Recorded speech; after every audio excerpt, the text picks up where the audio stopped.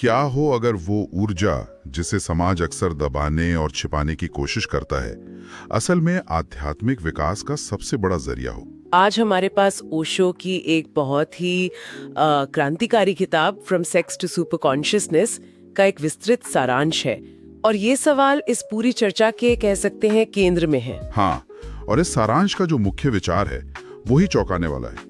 ओशो के अनुसार यौन ऊर्जा कोई पाप या कोई गंदगी नहीं, बल्कि एक बहुत ही शक्तिशाली जीवन ऊर्जा है। और अगर इससे सही दिशा दी जाए तो ये हमें सुपर कॉन्शियसनेस या परचेतना तक पहुंचा सकती है। तो आज हम इसी यात्रा को समझने की कोशिश करेंगे कि कैसे इस ऊर्जा को 3 चरणों में रूपांतरित किया जा सकता है। बिल्कुल, और यहाँ रूपांतरण मतलब ट्रांसफॉर्मेशन, ये शब्द ही सबसे जरूरी है। ये चर्चा दमन या सप्रेशन की नहीं है जो सदियों से होता आया है। सही बात है। यह उस ऊर्जा को एक नया आयाम देने के बारे में है। हम इस पूरी प्रक्रिया को स्रोत में दिए गए 3 स्तरों पर समझेंगे: शारीरिक, मनोवैज्ञानिक और फिर आध्यात्मिक। तो चलिए शुरुआत वहीं से करते हैं जहां से स्रोत हमें ले जाता है। 1968 का बॉम्बे। कल्पना कीजिए, एक भरा हुआ हॉल है और ओशो मंच पर घोषणा करते हैं, सेक्स कोई गंदगी नहीं, ये जीवन का मूल बीज है। उस जमाने के लिए ये एक धमाके जैसा रहा होगा। जरूर रहा होगा। और यही ओशो के तर्क का आधार है।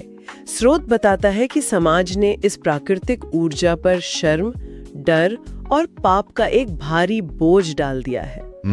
इसे ऐसे समझिए जैसे किसी उबलते हुए ज्वालामुखी को जंजीरों से बांधने की कोशिश की जा रही हो। इसका नतीजा क्या होगा? जाहिर है, या तो वो फटेगा या अंदर ही अंदर सुलगता रहेगा। बिल्कुल, और स्रोत के मुताबिक समाज में यही हो रहा है। ये दबी हुई ऊर्जा या तो गुस्से और व्यभिचार जैसी चीजों में बाहर निकलती है, या फिर इंसान अंदर ही अंदर कुंठा का शिकार होता रहता है। लेकिन ओशो यहाँ एक तीसरा रास्ता सुझाते हैं जो किसी कहानी के प्लॉट ट्विस्ट जैसा है। वो कहते हैं, इसे दबाओ मत, इसे समझो और रूपांतरित करो। और ये रूपांतरण का विचार मनोवैज्ञानिक रूप से बहुत गहरा है।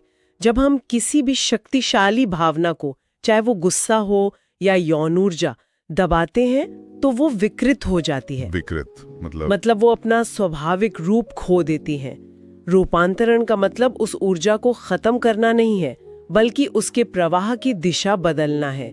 उसे एक निचले केंद्र से उठाकर एक ज्यादा ऊंचे और रचनात्मक स्तर पर ले जाना है। ठीक है, तो ये रूपांतरण की यात्रा ये शुरू कहाँ से होती है?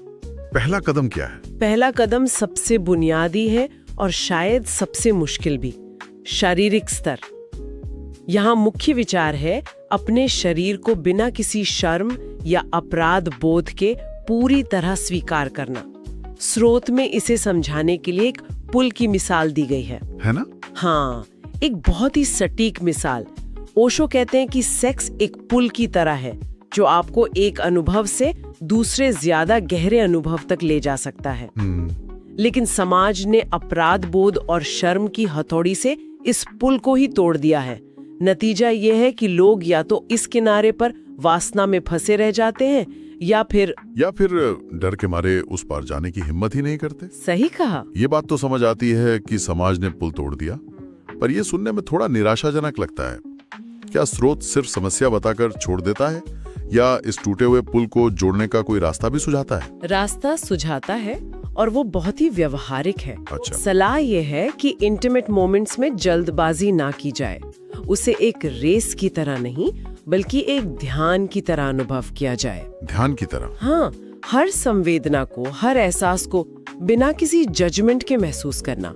जब ऐसा होता है तो ऊर्जा स्थिर होती है। स्थिर ऊर्जा, इसका क्या मतलब है? क्या ये ऊर्जा के कम होने जैसा है? नहीं, कम होना नहीं, बल्कि शांत और केंद्रित होना। देखिए, जब हम अपराध बोध या जल्दबाजी में होते हैं ना, तो ऊर्जा बेचैन और बिखरी हुई होती है। अच्छा। लेकिन जब हम उस पल में पूरी तरह मौजूद होते हैं, बिना किसी फैसले के, तो वही ऊर्जा शांत और केंद्रित हो जाती है। ये आधुनिक माइंडफुलनेस के कॉन्सेप्ट से बहुत मिलता जुलता है, जहाँ किसी भी अनुभव को पूरी जागरूकता के साथ जीने पर जोर दिया जाता है। ठीक है, तो शरीर को स्वीकार करना पहला कदम है, लेकिन ऊर्जा तो अभी भी शारीरिक स्तर पर ही है। स्रोत में इसे प्रेम जैसी ऊंची भावना में बदलने के बारे में क्या बताया गया है? इसका अगला चरण क्या है? अगला चरण मनोवैज्ञानिक है और यहीं पर यौन ऊर्जा प्रेम में बदलना शुरू होती है। और इस बदलाव के लिए ओशो एक बहुत ही अप्रत्याशित जरिया बताते हैं, और वो है सिर्फ हमारी सांस। मतलब इतने बड़े मनोवैज्ञानिक बदलाव की चाबी सिर्फ सांस लेने के तरीके में है। ये सुनने में तो बहुत ही आसान लगता है, शायद इतना आसान कि यकीन करना मुश्किल हो। हाँ, और यही तो इसकी खूबसूरती है। ओशो का मंत्र है सांसों को कंट्रोल करो। वो समझाते हैं कि तेज और उथली सांसें अनुभव को छोटा और सतही बनाती हैं। अच्छा, ये एक तरह की घबराहट या बेचैनी से जुड़ी होती हैं। वही दूसरी तरफ धीमी, गहरी और लयबद्ध सांसें अनुभव को गहरा और लंबा बनाती हैं। वो इसे शरीर के निचले ऊर्जा केंद्रों से हृदय यानी प्रेम के केंद्र तक ले जाने वाला पुल बताती हैं। क्या इस बात का कोई वैज्ञानिक आधार भी है या ये सिर्फ एक दार्शनिक विचार है? नहीं, इसका गहरा वैज्ञानिक संबंध है। जब हम धीमी और गहरी सांसें लेते हैं तो हम अपने पैरासिम्पैथेटिक नर्वस सिस्टम को सक्रिय करते हैं। पैरासिम्पैथेटिक? हाँ, ये हमारे शरीर का रेस्ट एंड डाइजेस्ट सिस्टम है। ये हमें शांत करता है, तनाव कम करता है और जुड़ाव की भावना को बढ़ाता है। इसके विपरीत तेज सांसें फाइट और फ्लाइट प्रतिक्रिया को ट्रिगर करती हैं, जो तनाव और दूरी पैदा करती है। तो ये सिर्फ एक आध्यात्मिक अभ्यास नहीं है, बल्कि एक बायोलॉजिकल प्रक्रिया भी है। बिल्कुल। स्रोत में एक व्यावहारिक उदाहरण भी दिया गया है कि अगर कोई कपल रोजाना सिर्फ 5 मिनट साथ बैठकर गहरी और लयबद्ध सांस लेने का अभ्यास करता है तो उनका आपसी भावनात्मक जुड़ाव काफी मजबूत हो सकता है। सांस एक पुल की तरह काम करती है जो शारीरिक अनुभव को भावनात्मक आत्मीयता से जोड़ देती है। ये दिलचस्प है। तो शारीरिक स्वीकृति से शुरुआत हुई, सांसों के माध्यम से वो प्रेम में बदली। अब इस यात्रा का अंतिम पड़ाव क्या है? यहीं पर वो सुपर कॉन्शियसनेस वाली बात आती है जो इस किताब का टाइटल भी है। हाँ, अब हम आते हैं तीसरे और अंतिम चरण पर, आध्यात्मिक स्तर। ये ओशो के विचारों का सबसे क्रांतिकारी और शायद सबसे ज्यादा गलत समझा जाने वाला हिस्सा है। यहाँ आकर यौन ऊर्जा सुपर कॉन्शियसनेस का दरवाजा बन जाती है। सुपर कॉन्शियसनेस, ये शब्द सुनने में बहुत बड़ा और रहस्यमयी लगता है। आम भाषा में इसका क्या मतलब है? इसे समझने के लिए स्रोत में एक बहुत ही काव्यात्मक रूपक है, जैसे बूंद समुद्र में घुल जाए। बूंद समुद्र में घुल जाए। हाँ, सुपर कॉन्शियसनेस चेतना की एक ऐसी अवस्था है जहाँ व्यक्तिगत पहचान यानी हमारा अहंकार, हमारा मैं कुछ देर के लिए पिघल जाता है। मैं और तुम का भेद मिट जाता है और एक व्यापक सार्वभौमिक जुड़ाव महसूस होता है। अच्छा। व्यक्ति अपनी छोटी छोटी इच्छाओं और चिंताओं से ऊपर उठकर एक बड़े अस्तित्व का हिस्सा महसूस करता है। तो ये वो अवस्था है जहां ऊर्जा का अनुभव इतना गहरा हो जाता है कि करने वाला ही खो जाता है। सही कहा आपने। ये अंतिम लक्ष्य यौन क्रिया से भागना नहीं, बल्कि उसकी ऊर्जा की सवारी करना है। ये उस ऊर्जा को उसकी चुरांत क्षमता तक पहुंचाने की कला है, जहां वो केवल प्रजनन या शारीरिक आनंद तक सीमित न रहकर आध्यात्मिक रूपांतरण का एक शक्तिशाली माध्यम बन जाती है। स्रोत में तंत्र प्रैक्टिशनर्स के अनुभवों का भी जिक्र है, जो बताते हैं कि ये अवस्था परम आनंद की होती है। हाँ, और वो भी बहुत सरल है। रोजाना 10 मिनट का साइलेंट मेडिटेशन, बस चुपचाप बैठना, बिना कुछ किए, शरीर और मन को स्थिर होने देना। बस बैठना है। हाँ, ऐसा माना जाता है कि इससे ऊर्जा स्वाभाविक रूप से ऊपर की ओर चढ़ने लगती है और जीवन में एक नई स्पष्टता और शांति आती है। ठीक है, ये पूरी यात्रा बहुत आकर्षक लगती है। शरीर, फिर प्रेम और फिर आध्यात्मिकता। लेकिन मन में एक सवाल आता है, ये सारी बातें ओशो ने लगभग 50 साल पहले कही थी। आज के विज्ञान के युग में क्या इन बातों का कोई ठोस आधार है? ये एक बहुत जरूरी सवाल है, और दिलचस्प बात यह है कि स्रोत हमें कुछ आधुनिक शोधों का हवाला भी देता है जो इन विचारों को कह सकते हैं बल देते नजर आते हैं। अच्छा, जैसे कि? स्रोत में 2 स्टडीज का जिक्र है।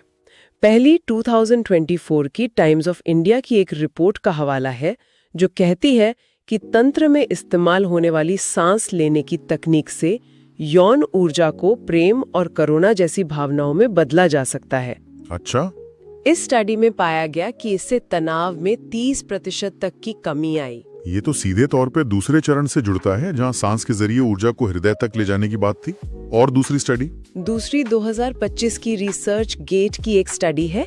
ये एक छोटी स्टडी थी, सिर्फ 6 लोगों पर, लेकिन इसके नतीजे बताते हैं कि तांत्रिक अभ्यासों में शामिल होने से लोगों के यौन कल्याण, मतलब सेक्सुअल वेलबींग और रूपांतरण की भावना में वृद्धि हुई। लेकिन ये स्टडीज तो बहुत छोटी है ना, क्या इन्हें वाकई ओशो जैसे बड़े दार्शनिक विचार का पुख्ता सबूत माना जा सकता है? आपका संदेह जायज है। ये स्टडीज निर्णायक सबूत नहीं है, लेकिन ये एक महत्वपूर्ण संकेत जरूर है।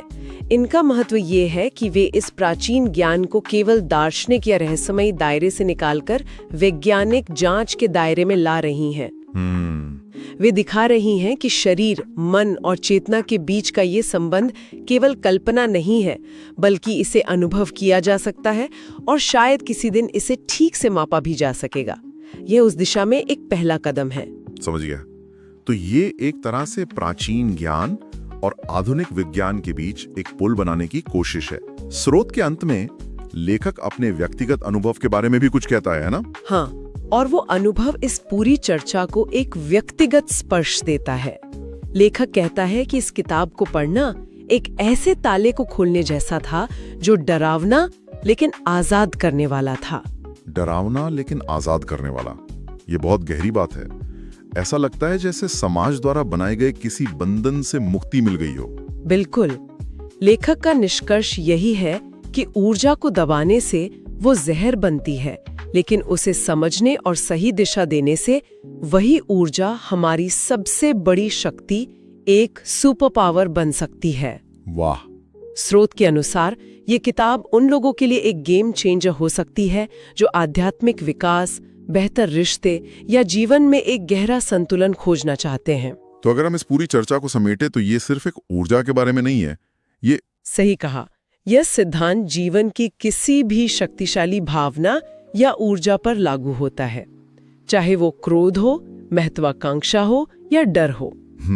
दमन हमेशा विकृति और दुख पैदा करेगा, जबकि समझ और रूपांतरण उसे एक रचनात्मक शक्ति में बदल सकता है। यह ऊर्जा को दुश्मन मानने की बजाय उसे एक मित्र और सहयोगी बनाने की कला है। तो अंत में एक विचार सोचने के लिए रह जाता है, ओशो के विचारों में से कौन सा पहलू शारीरिक स्वीकृति, सांस के जरिए प्रेम में रूपांतरण, या फिर सुपर कॉन्शियसनेस का अंतिम लक्ष्य ऊर्जा के बारे में हमारी सोच को सबसे ज्यादा चुनौती देता है? और क्या जीवन की अन्य शक्तिशाली ऊर्जाओं को भी इसी तरह रूपांतरित किया जा सकता है?